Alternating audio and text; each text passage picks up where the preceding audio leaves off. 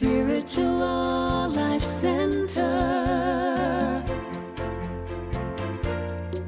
transforming lives as we love, serve, and remember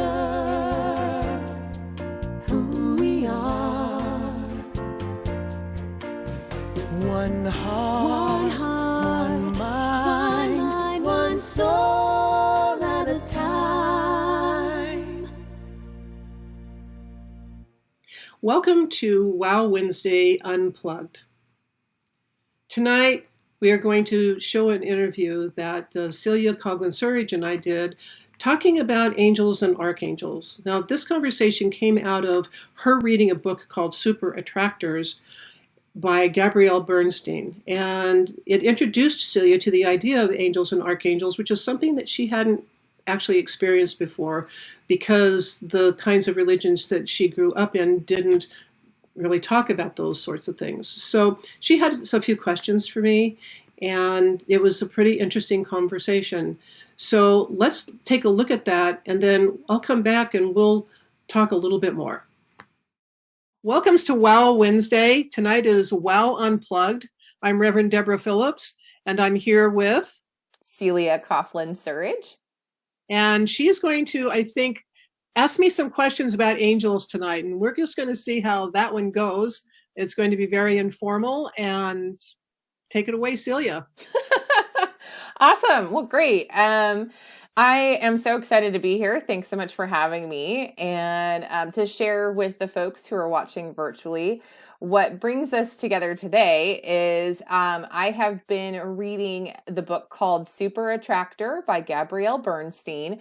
It came out in late 2019, and it's become a good popular book to go to right now during our quarantine time.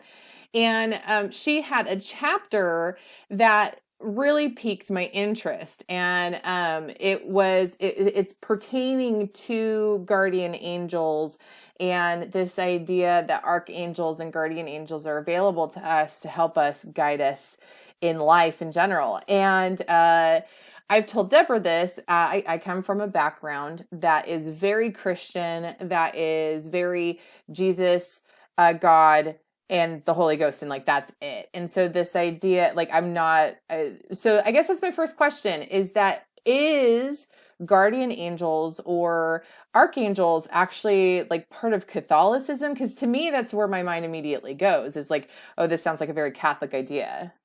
Oh, it is. It is very much comes out of the Roman Church and the Episcopal Church. And the Bible does talk about angels all the way through. There's angels from the First Testament all the way to the end of the Bible, but it is very much that kind of much more structured. I think hierarchical, that's the word I'm looking for. It's a hierarchical kind of thing because in some of those teachings, we're not supposed to be talking directly to God. So we need all these intermediaries, right? Really? Well, I mean, that's why in the Roman Catholic Church, you talk to the priest and the priest talks to God. Mm-hmm. If you're going through the very strictest, most, narrow kind of thinking about it. And so, and at the same time, you've got people talking to angels all the way through the Old Testament. I mean, let's see, there was a woman named Mary who had a discussion with Gabriel, and then she had a baby named, Jesus. So angels are. Oh my gosh. Okay. See, now that you mention that, that's starting to make sense to me. It's like, okay, I just, wow, okay, I get that. Like, I know the story of Gabriel, but for some reason that just didn't click to me that was a guardian angel who would be available to me. And, which actually, so that's the nice thing about the Super Attractor book, is that Gabby Bernstein actually goes through and, outlines all of these different archangels and what each of them do for us.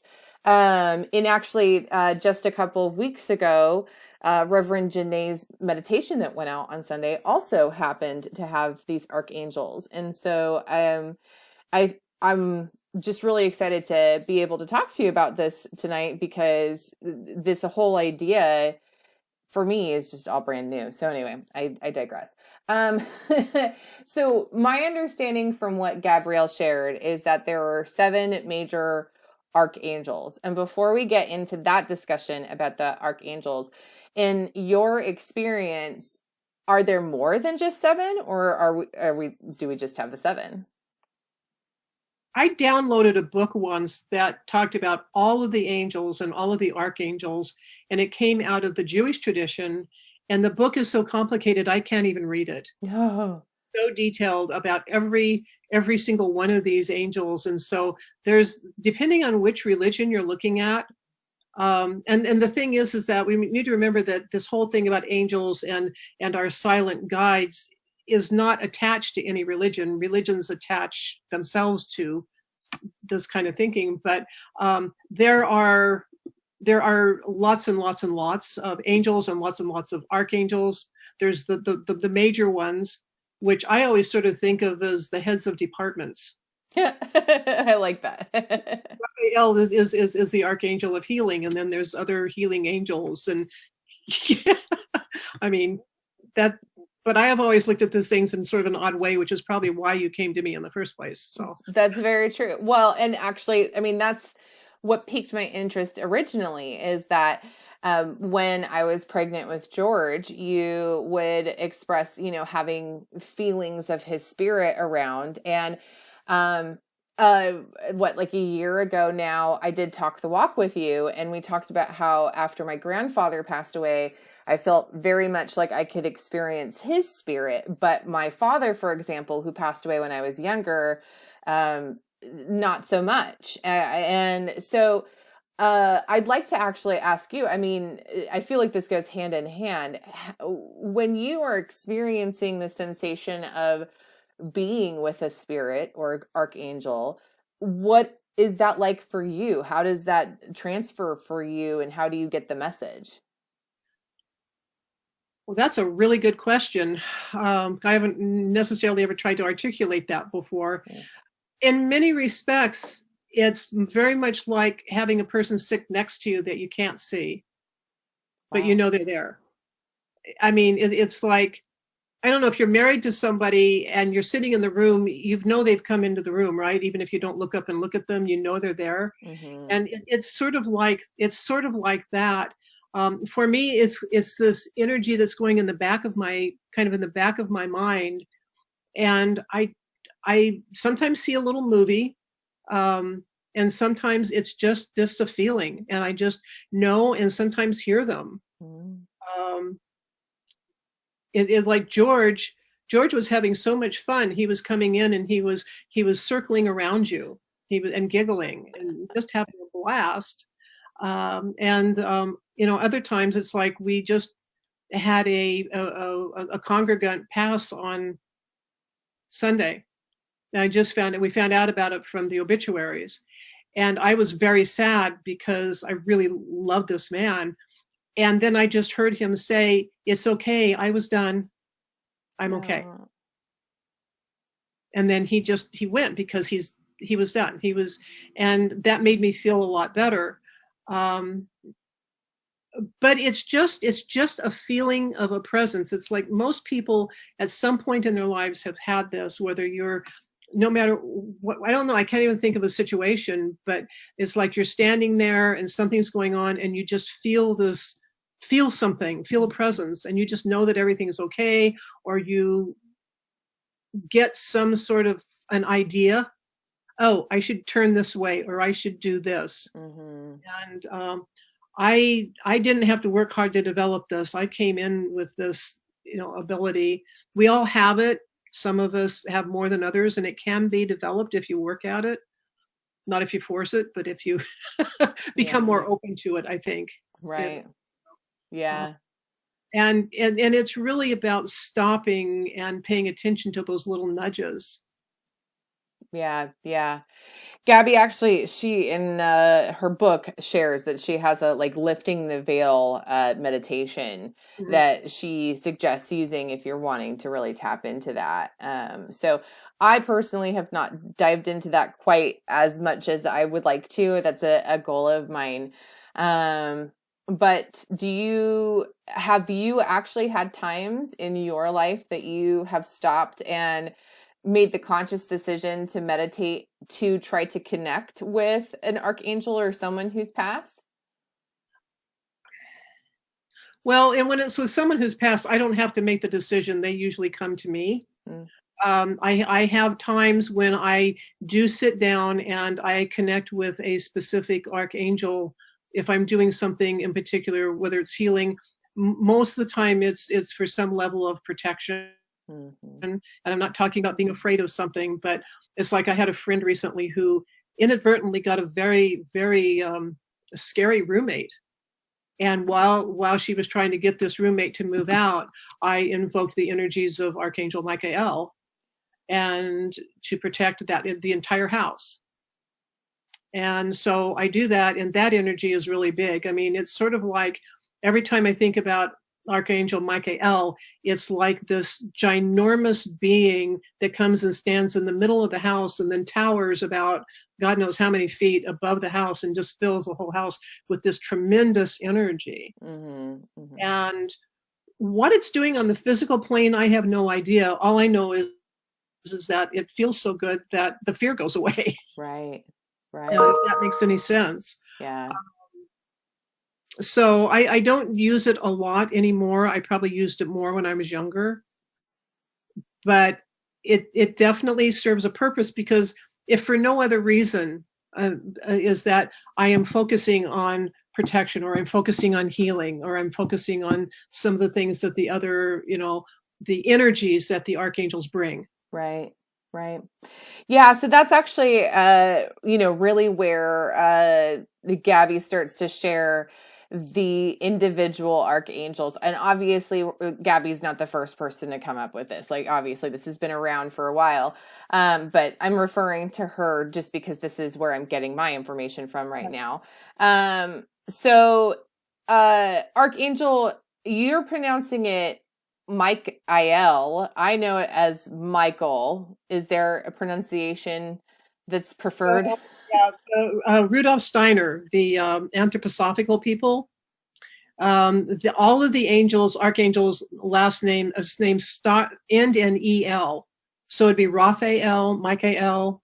Oh, well. If you look at them, it's so it's sort of I don't know. There's probably a technical name for it. I just know that. Yeah. That makes sense. Okay. Part of the angelic naming process. And who named them, by the way. I don't know if there was a letter from God that said, here are the archangels, and this is what I have named them. Go for it. I don't know where it came from originally. One of those questions you're planning on asking when you get to that point, huh? Yeah. Do you see pearly white gates or gold gates? Do you have a preference? I'm just joking. We're here to talk about this. Not heaven. That's another unplugged. Wow, huh? Unplugged. Yeah. We have several unplugs before we're done. Yeah. Yeah, right. Oh boy. So as you were sharing, Archangel Michael. I'm gonna slaughter these names, not on purpose. It's okay. They don't. I sure hope not. So he's most well known, and he's known as a great protector and the most powerful of archangels. And you've actually already shared an experience of calling upon him. But what have your experiences been with him overall? Do you have something in particular that you're like, wow, this is really a moment that would be good to share? Well, there was a time I was in San Francisco. I had gone down to complete my Reiki training.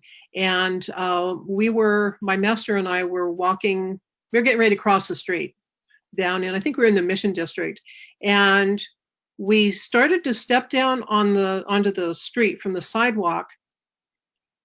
And I remember looking up and seeing a blue van, come around the corner and gain speed. And I remember as we were stepping off, I was thinking, okay, Charles will be okay. And I looked, and this van was coming at me, and it stopped about 5 inches from me. like it does in the movies, like you think it can't really happen. Right. It must have, maybe it was a foot away, but it stopped right there. And I remember feeling there was something between me and that car. Mm-hmm. There was absolutely, I couldn't see it, but it felt so solid and real. There was something between me and that car. So it was either a guardian angel that I have or, Michael. Wow. And the thing is that all of those are energies. So we want to put these in very discrete categories. This is my guardian angel. This is Michael. This is Gabriel, but it's an energy. Right.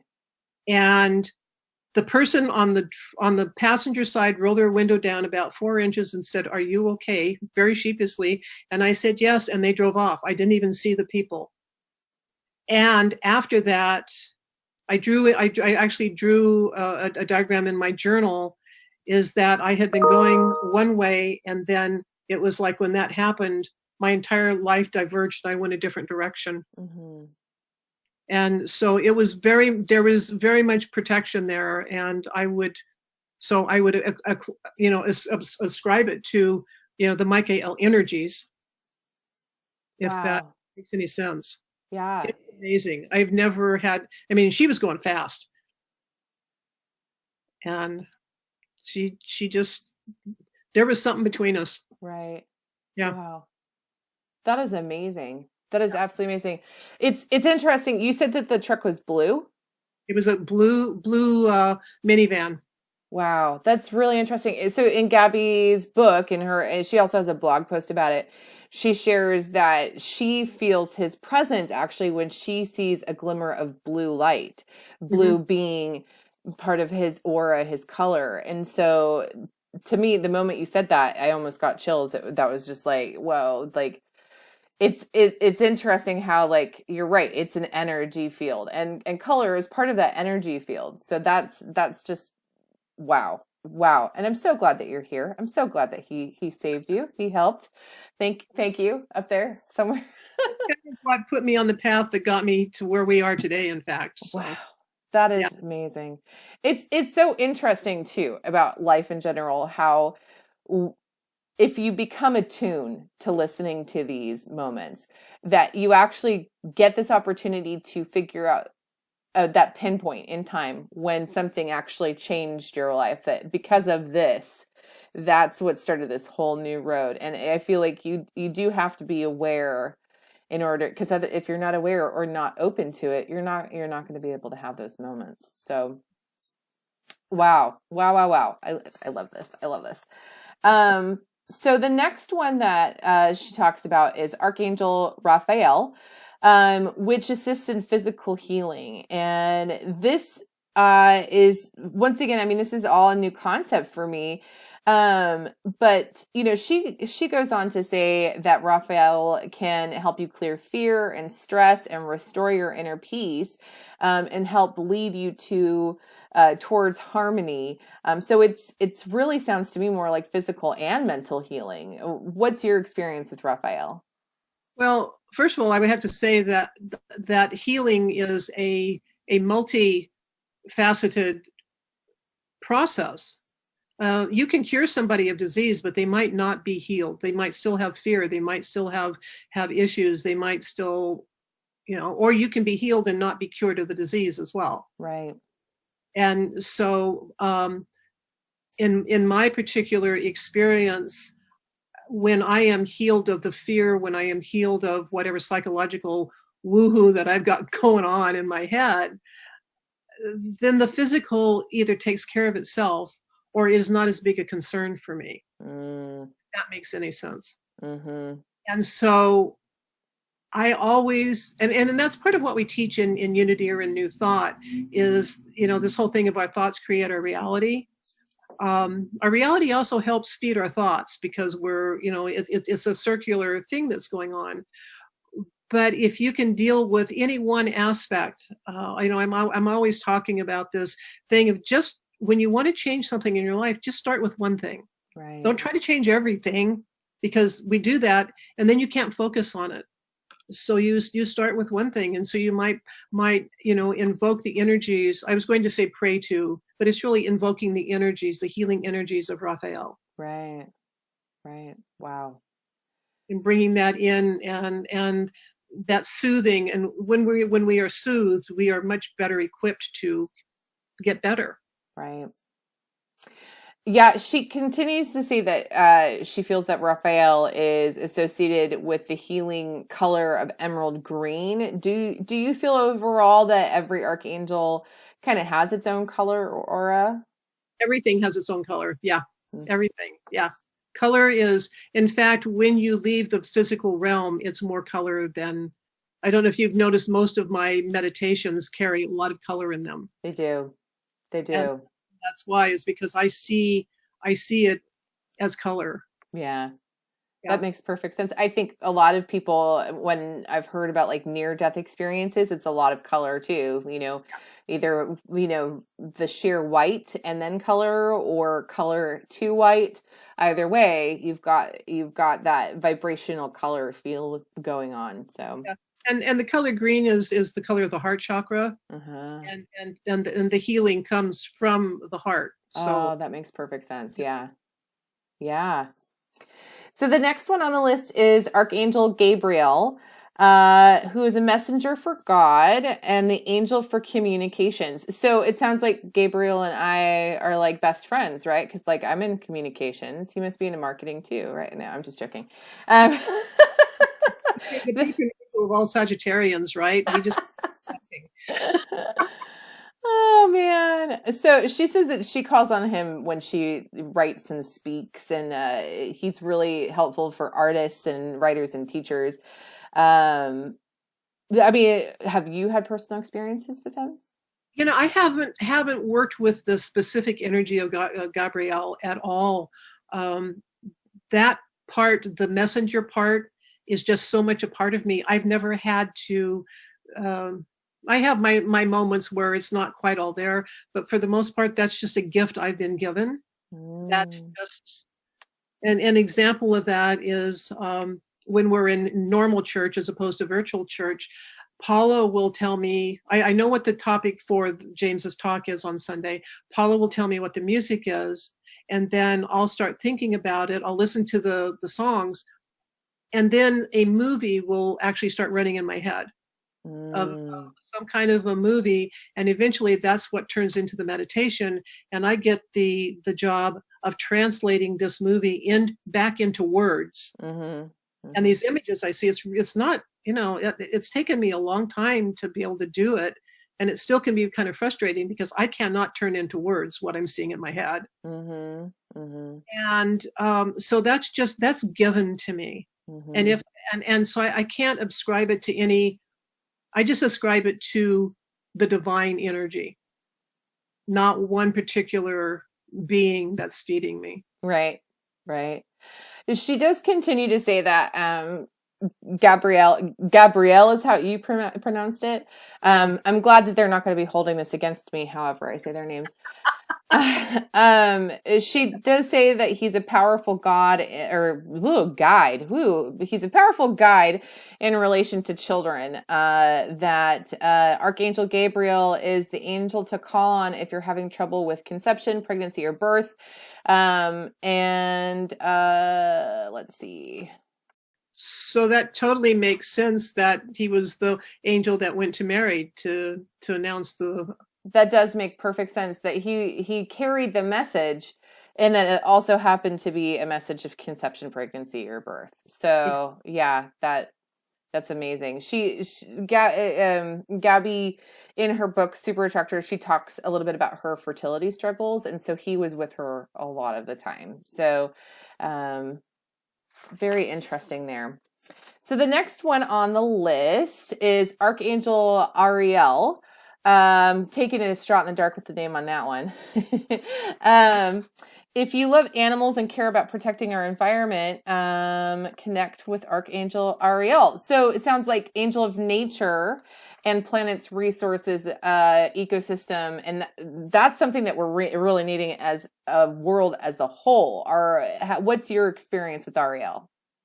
Probably not much consciously at all, but I can tell you that as you're saying that, I would bet that in this moment, we're speaking right now with so much happening on this planet, that there is probably a lot of Ariel energy going on as a lot of the planet is healing at this moment. You know, I see the dolphins are back in Japan, and the waters in Venice are clearing up, and all of these different things. But that's, you know, everybody has their areas that they work in, and I work in the messenger, you know, protecting, healing area, and so I don't know. I love nature. I was had to stand outside a store the other day to get something that I needed to buy, and all of the people around me were talking about the most negative things ever, and they were talking about their diseases. And one woman actually said, "My worst fear," at least 3 times. And I turned around and looking around. It was in a parking lot, but there was a tree standing over there, and I finally just turned around and started talking to the tree in my head, in order to be able to sustain myself. So I would say that my natural connection, because I grew up in the mountains, surrounded by trees. So probably, again, it's a natural connection that I haven't had to work at much. Yeah, definitely. It's actually, it is interesting. I mean, we are dealing with such a difficult time right now, having to be quarantined and with this pandemic. At the same time, this time of quarantine is providing our earth a lot of healing time. And so it is interesting. It's just an interesting time that we're in right now. And I think actually it's a really great time to be discovering these archangels and the guardian angels, because it's giving us comfort that we may not even realize is available to us. Yeah. And to just know that the energies are around us all the time. And it's really about learning to stop and take the moment to connect with the energies that you want to connect with. Right. Exactly. I mean, that's actually interesting. I mean, you're very in tune with it. When was the first time that you remember actually feeling some type of like message, whether or not you realized what it was, but was that just something that you always had, or did you feel like you had to work on it? No, I always had it. And I'm pretty sure that now that I look back at it, I'm pretty sure I probably scared my mom, because I'm pretty sure as a little kid, you know, you don't know not to say stuff, right? Yeah. So I had a feeling that I sometimes knew things I wasn't supposed to know. One of the most glaring things was one time my mom and I drove down to Phoenix to go shopping, and we stopped at a gas station, and the gas station guy told Mom she needed new brakes or something. And I remember being outraged, and I was young, maybe 11, 10, something, maybe younger. I was younger than that. And I remember just being furious, but Mom went ahead and did what the guy said. And when we got home, my dad became furious, which was not something my father did, because the guy had ripped my mom off. And of course he took care of it and got the money back. But I remember I didn't know why I was so angry. But it also tends, I guess, runs in the family, because it's sort of taken for granted on some level. I think I have a more openness, more of an openness than some of the people in my family. I remember one day after I had left home, I called my mom one day and I said, "Hi, I'm just checking to see how you're doing." And she said, "Did you have a dream?" But we never talked about it other than something like that. Right. So, you know, so it definitely came down to, well, I used to think it came down to the female part of my family, but I'm not so sure. My dad didn't live long enough for me to really find out that much. But right. After he died, he was around a lot. So yeah. So, yeah. That's something that I'm, you know, after having this discussion with you is something I'm hoping to kind of tap into is seeing if I can open up some type of communication with my dad in some way, shape, or form. Because like I've shared with you, grandfather, definitely feel him every once in a while, but, having that connection is really important, and, being in tune with it. So it's a fun journey I'm about to begin with this whole, guardian angel, thing. So let's see. We've got about 3 more to go. We've got Archangel Jophiel, if that's how you pronounce it. That one I'm not even familiar with. Some of the are more well known than others. Gotcha. Okay. So let's see what we've got here. I wasn't surprised if it was supporting artists. Jophiel means beauty of God. She's the archangel of creativity, wisdom, and fresh ideas. And that you can always, she helps you gain a new perspective. So that's interesting. Then Archangel Azrael. Familiar with that one? Yes. Okay. Helps people when they're dying and assists newly crossed over souls to adjust to the spiritual realm. So this one is more of almost like a one that you might meet afterwards, not maybe necessarily, or while you're transitioning as well, maybe not your everyday, angel that you're going to call out to, basically, right? Well, right. I mean, and I mean, people call this the angel of death. And it doesn't mean that the angel of death is going to come zap you. It means it is the angel that is there to be with you and escort you and help you through that transition. Gotcha. Okay. They're not people who go around smiting people. Not somebody with this huge, like, what is it? The shroud with the thingy. The sickle. Yeah. Yeah. No, the angel of the real angel of death is here to help you and take care of you and support you. And often, sometimes the people around, you hear stories. I've not, excuse me, I've not been in the room with anybody has actually passed, which is interesting. I've lived this long without that happening. But a lot of people say how beautiful it is and how much light there is. And they can sometimes see the soul moving out. And, we're not alone. There might not, and nobody dies alone. They might die without people around, but nobody dies alone. There's always support on all levels. It's interesting that you say that, because when so my experience with my father was that I came home and he had already passed. I was 19 and not really aware of what that was like. And so at the time, I wouldn't have been able to say, well, he wasn't there. But now, knowing what I know now, I can tell you he wasn't there. And actually the same thing happened with my grandfather, which was, and this is actually, that's what, just like what I talked about when we did the Talk the Walk, my grandfather's passing is what started that wheel. So when we had the conversation during Talk the Walk, finding my grandfather, I got called to the hospital. I was the first one there and walked into his room where he was at. And I instantly knew that he was not there. His body was there. And that's what actually spurred me to even find Spiritual Life Center to begin with, because I started going through an adult grieving process of asking questions. And then I'm looking at it from a totally different mindset. And then to have that experience of seeing a live body, but knowing that he's not home, that creates so many more questions. So it's interesting that you say that, because technically I've been in a room with somebody who has passed, but his soul wasn't there. So I don't even know if I can say that I was in the room when he passed, because it's almost like he passed before, you know what I'm saying? Like this is very, I don't want to say ethereal. Is it ethereal? Yeah. Ethereal, but it is ineffable. It's undescribable. It's not, you can't explain it. But for most people, the soul leaves the body, moves out of the body before the body actually finishes.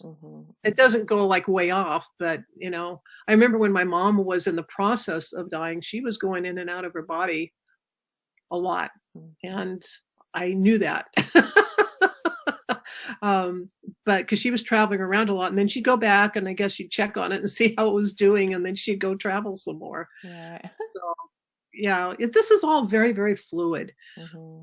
We want to put everything into boxes, but yeah, that's very true.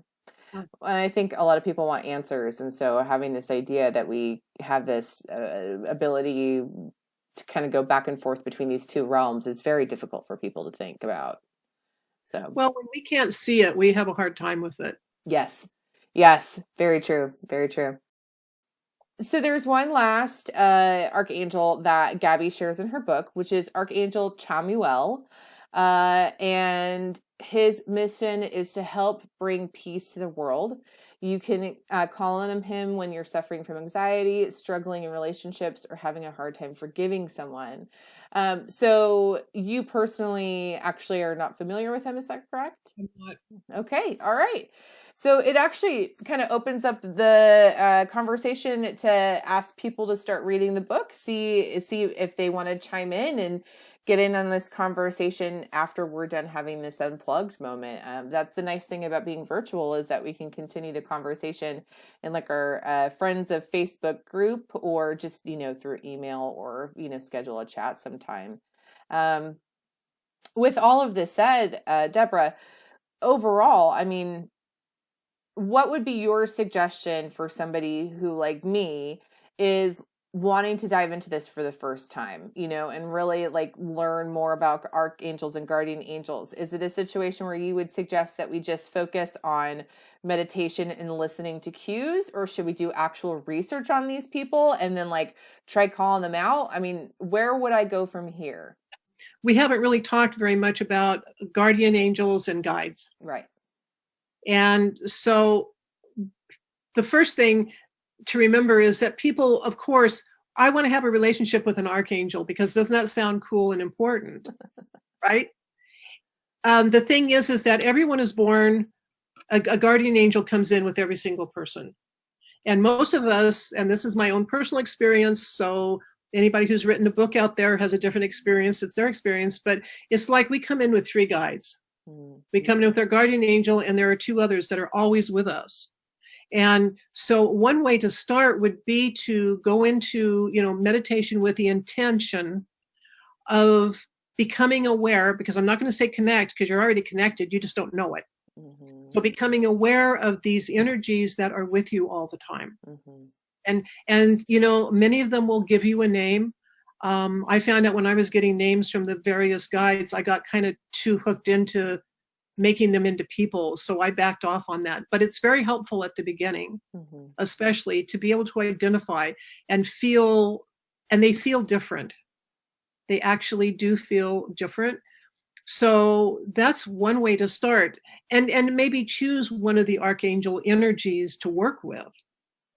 But remember that they're not entities in the way that we understand entities. They're energies. Mm-hmm. They're aspects of the divine that come down. It's like the Hindu, I don't know how many Hindu gods there are.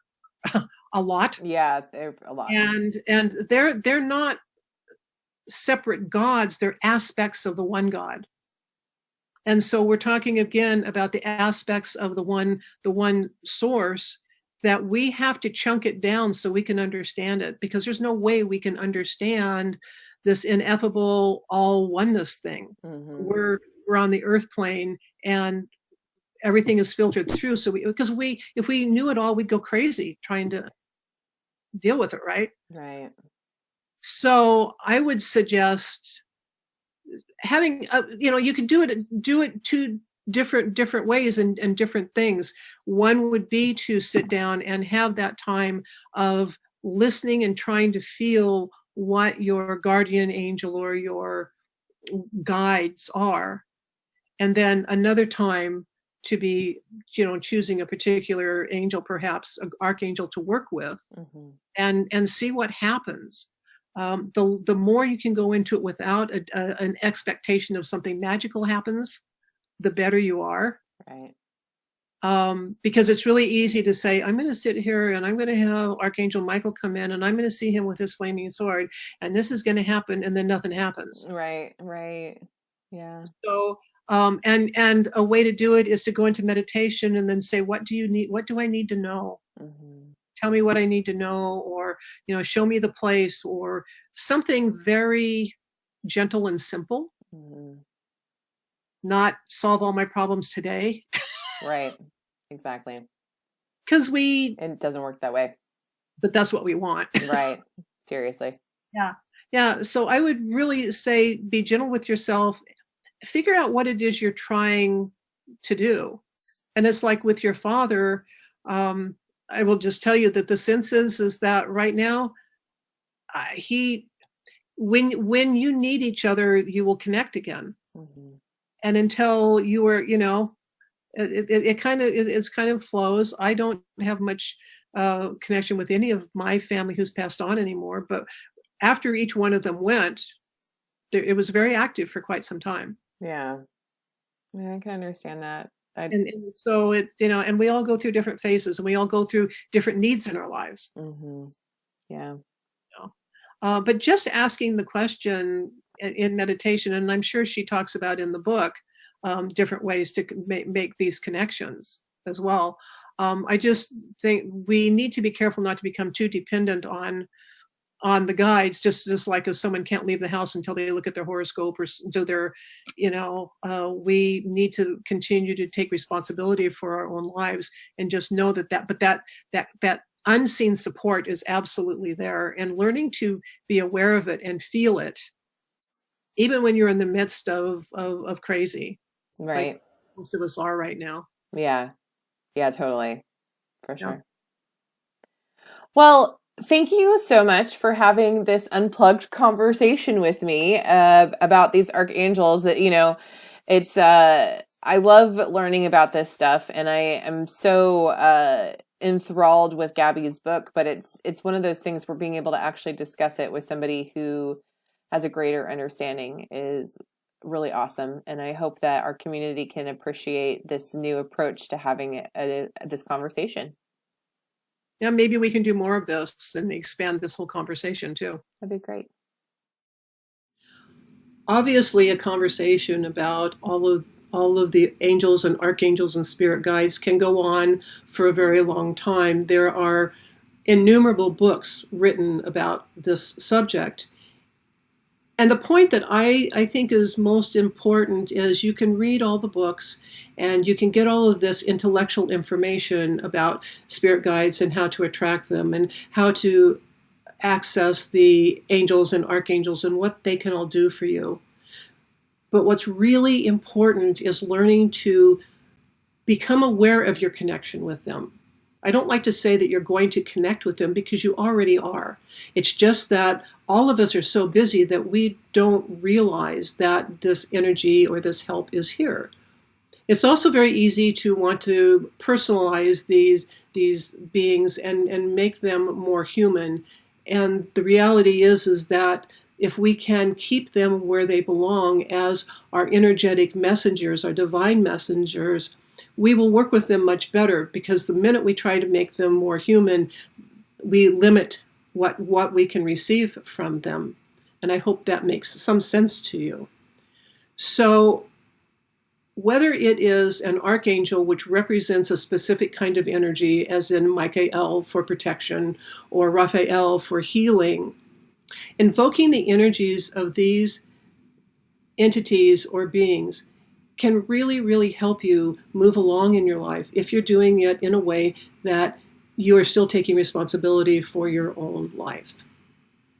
So, for instance, if you really had a situation where you felt like you need protection, maybe there was an incident in your neighborhood where you felt like your house needed protection, or you're going to be taking a long trip and you simply want protection as you drive along, you can invoke the energies of Archangel Michael and ask for protection. And it's not like you're asking for something from the outside to come in and save you. It is you working in cooperation with the energies to say that you are in a specific place, you're in a specific consciousness that will help everything around you flow more easily. There is so much that can be said and talked about that there's no way that this could be covered in one short video. So what I would like to do now is simply take you through an exercise that will help you, if you want to use the word connect, but it will help you become more aware of whatever energies are around you, whether it is an archangel or an angel or a spirit guide or your guardian angel. In the end, the label doesn't really matter. And when you begin to feel and hear and know that this energy is around you, you will find that they don't care about the labels. We label it because we have to make sense of it.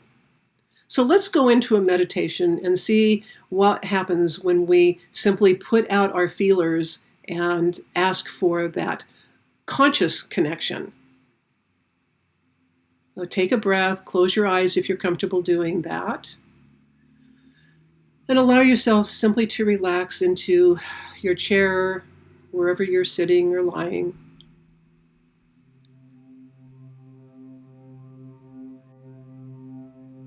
And take a couple more breaths to simply allow yourself to relax and let go.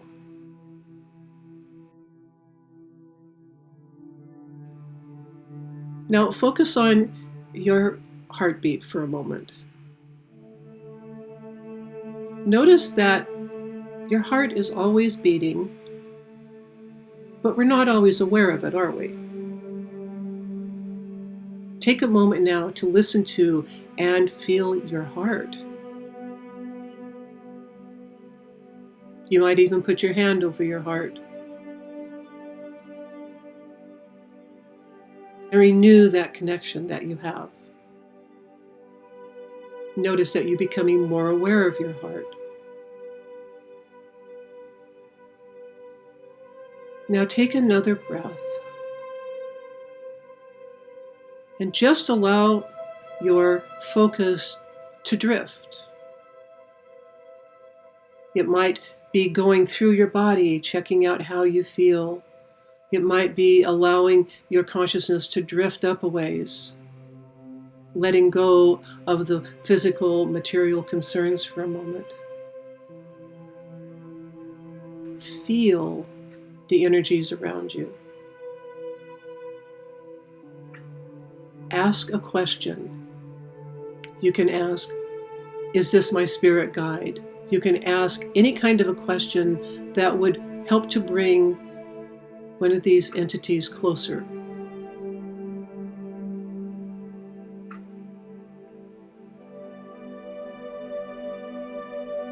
You might even just say, I would like to contact my guardian angel. I would like to contact my spirit guide.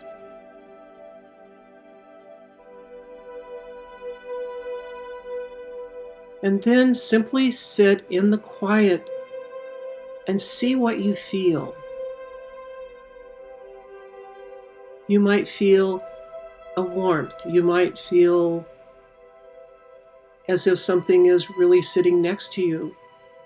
You might feel a little tingle in your mind. Everyone will experience this differently.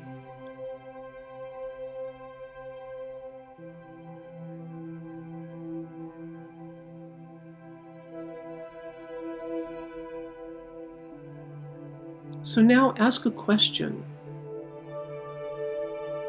It shouldn't be a life question, but you might just say, who are you? Or you might just say, welcome.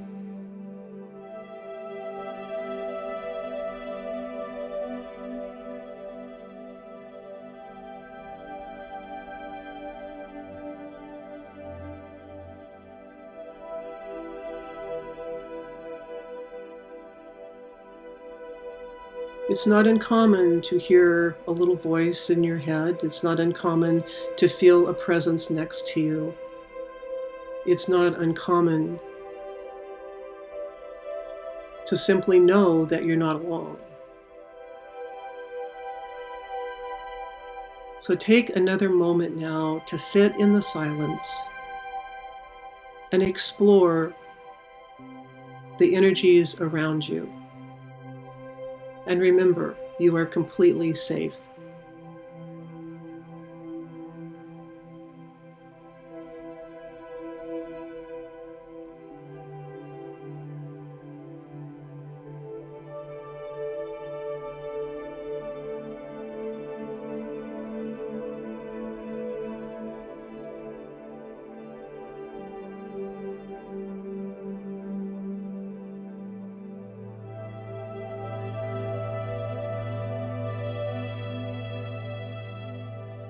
Take a breath and say thank you for whatever contact you have made. Take another breath and bring yourself back.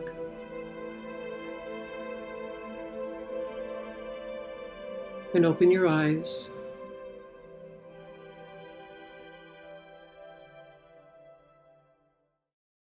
And I want to say that for some people, this comes very easily, and some people may need to do this exercise a couple or 3 times before you start to feel anything. Please don't compare yourself to other people. Please don't think that just because you don't feel it the way I feel it, or Celia feels it, or someone else experiences it, that there's anything wrong with you. Because everybody has their own relationship with the divine and with the divine entities that are around us. So love yourself through this process. Certainly go look into the books and find out all the different techniques for doing this. There is no one formal, perfect way to do it. I have offered you a very simple, basic, down and dirty kind of way to do it. But there are lots of different approaches to the divine because there are lots of different people. So love yourself through this process, and I hope to see you soon in person. Blessings to you all, and may the joys of the world go with you. Good night.